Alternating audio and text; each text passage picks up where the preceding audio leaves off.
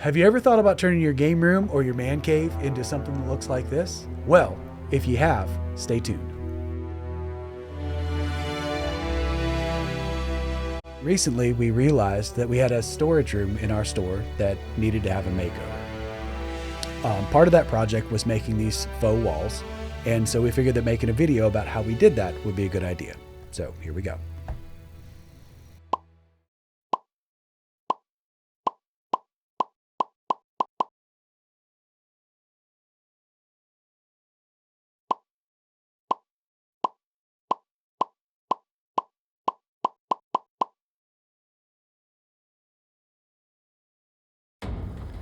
Measure and cut the baseboards to fit your needs. You don't want to have to trim after glue up.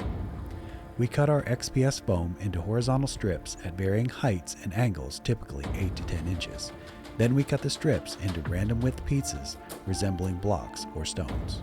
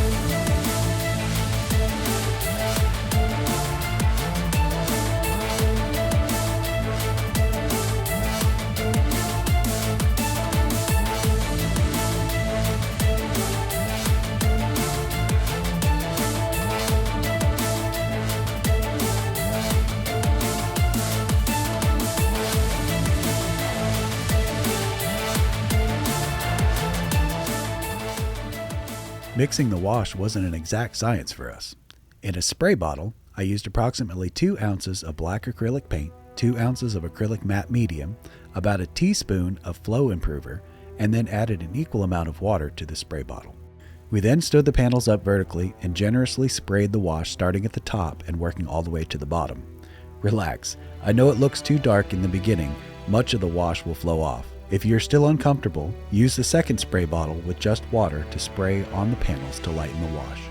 Then allow plenty of time for your panel to dry before moving it. Typically, we allowed a few hours. Okay, so we figured out a few things during the process of putting these walls together that we thought would be really helpful. So we thought we would include those at the end of the video. The old adage, measure 3 times and cut once, they weren't kidding. Don't try to be too technical. Many of the mistakes during cutting, painting, and gluing ended up being unnoticeable at the end of the project. Remember, there is such a thing as a happy accident. Number 3, add weight to the blocks while the glue is activating. Since the glue foams up, it will displace your blocks if you don't. Number 4, paint the backing board as you go.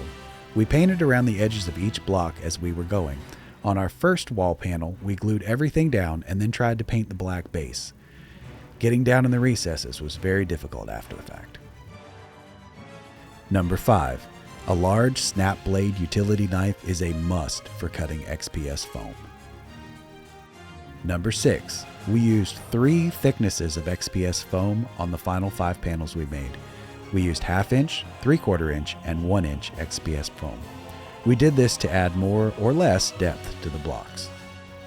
Gloss Mod Podge is stinky. Number 8, Don't freak out about how dark the wash is. Give it a minute. It'll be fine. We only sanded the blocks of the first panel. As a preference, we liked the harsher angles for our application. We didn't have a preconceived notion of how long the panel would take to build.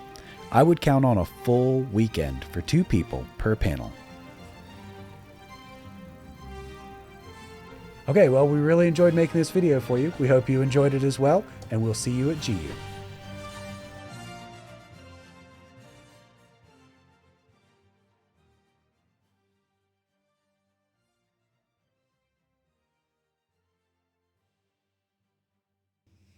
Thanks for watching. Subscribe.